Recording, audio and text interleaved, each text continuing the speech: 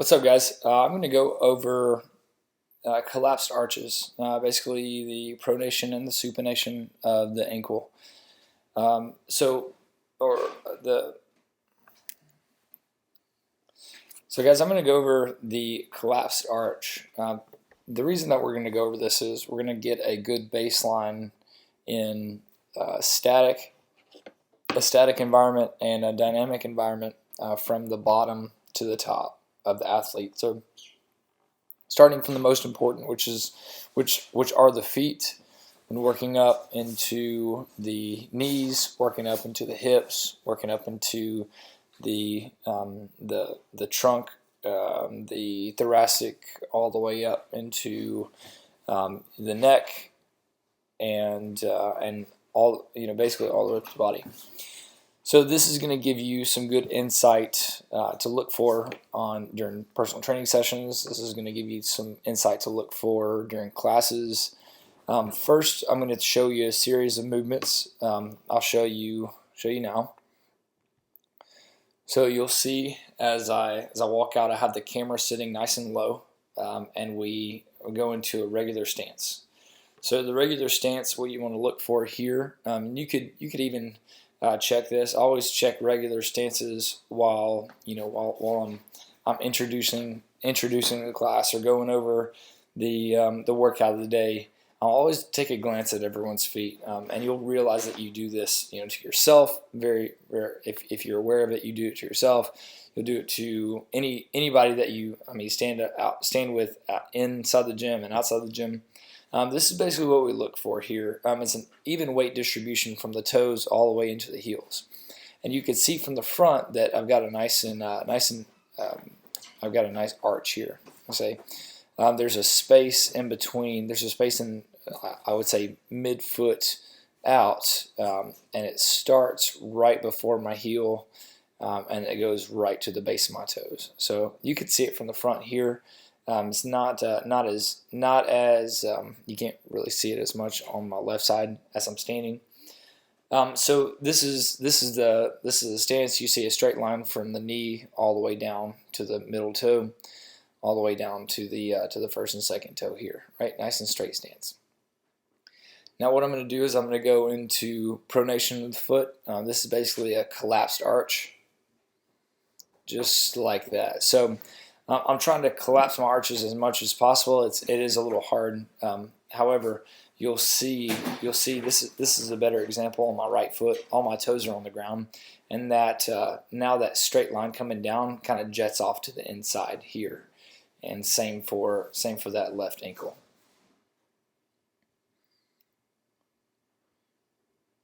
I'm going to go back to neutral, again maintaining, reestablishing the arch, and then go back into pronation. Oh, nasty! And you'll be surprised that some people live in this situation. We have a few athletes that are very that their arches are collapsed, and they've gotten to a point where now this is the normal. So you have a line coming down, and then kind of goes off to the side and then back in.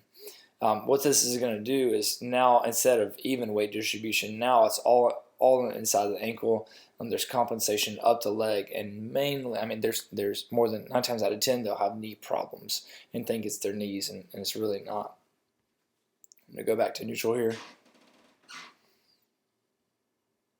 And then here, what I did was specifically went into pronation of the left side. So my right foot is nice and straight. My right ankles, or my arch is supported here. My foot is supported, and then I have a collapsed arch on the left side. This is going to be my feet are straight while I'm doing this. More than likely, if the arches collapse like that, they're going to naturally look for range of motion by kicking these toes out towards my shoes over here. So one foot will be out like this, and one foot will be straight. So those are some things to look for. Next time that you're in the gym, make sure that people are if you see have somebody complaining about knee problems, this is the first place that you should look. When people are squatting, this is the first thing that you should look for. When people do box jumps, this is the first thing that you look for, because jumping and landing, you will automatically revert back to those original positions without even thinking about it. So you see people go into like valgus knees, arches collapse when they load up for a jump right before they lift off. Things to look for those things. Also look for this in a push press. Look for this in a jerk, back foot and front foot in the split squat. So, or in the split stance, all the time. Be aware of this position. Now, how do we correct that position? Sometimes they have spent years and years and years in this collapsed arch, and it's going to be very hard for them to fix this. However, if you're just generally aware of it, you could almost recreate that arch by gripping the ground with your toes, and much like I would do here. You see that? So right where I'm like deliberately trying to maintain that arch, this is a good thing to practice on a daily basis.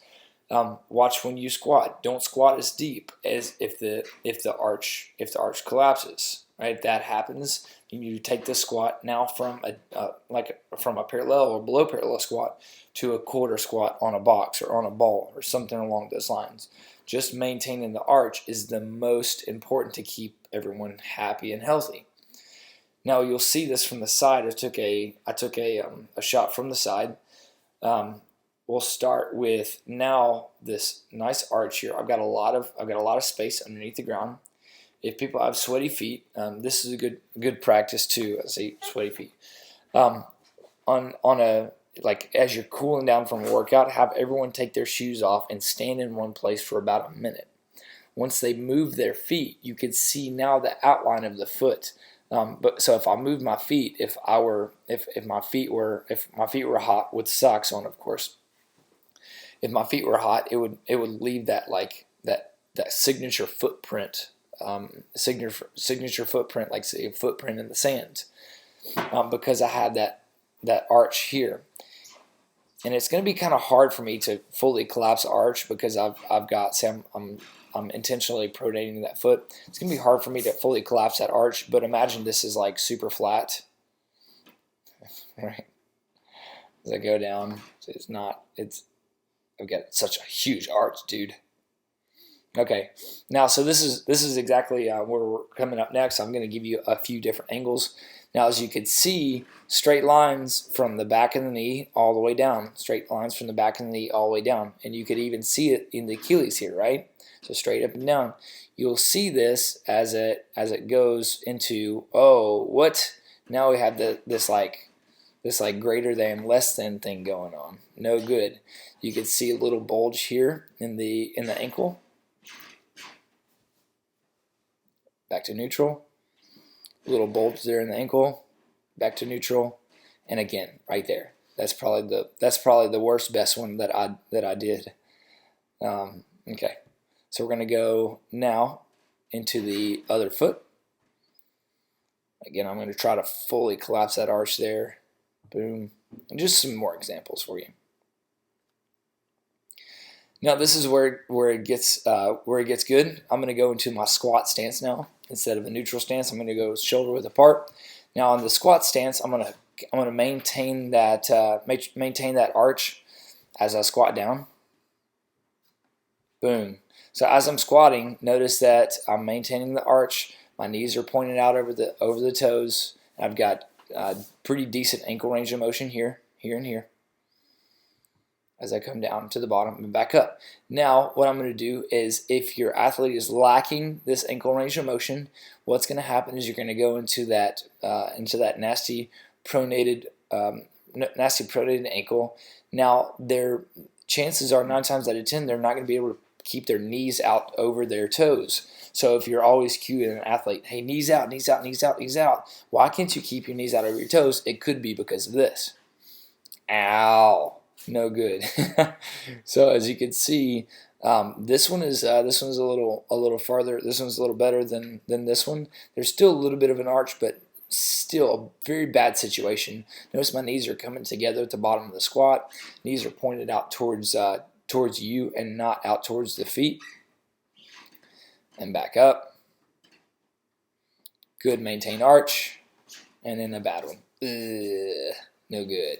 All right, we're going to see now with a little wider stance, because some people have to go a little wider. That's okay. This is a cause of like lack of hip mobility. That's fine, as long as the knees are pointed out over the toes at the bottom. Just see that? So notice that all my toes are on the ground, heels are on the ground, and I've got that nice supported arch. All right, and now, oh, no good. Very good. And then, oh, goodness, my knees are about to explode. Okay, we're going to go from the back now. Good, so this is a good one. What you'll do, you'll probably watch most of your athletes squat from the back just because they take the bar out of the rack. So this is good practice. Again, straight line through the heel. And if you're ever in doubt, have people take their shoes off. It's all good. Boom. So you see there, I've got a little bit of, I have a little bit of lack of range of motion in my right side, and it shows here. This is perfect. This is not intentional. So as I come down or come in just a little bit, this one's a little straighter. This one I'm continually working on. What I'll do there is, now I know that I'm searching for range of motion here, so I'll intentionally work on right ankle range of motion there. Boom. Ah, see, that is absolutely no good. Again, a little bit of movement there, not much, but much better than that there. A little wider stance. And that was a little better to maintain there, Dave. Oh my goodness, throw up in my mouth. But boom. And again, puke in my mouth. Hopefully you guys got a lot out of that. If this is you, or if this is any of your athletes, I would definitely suggest making a change today. Good luck, guys.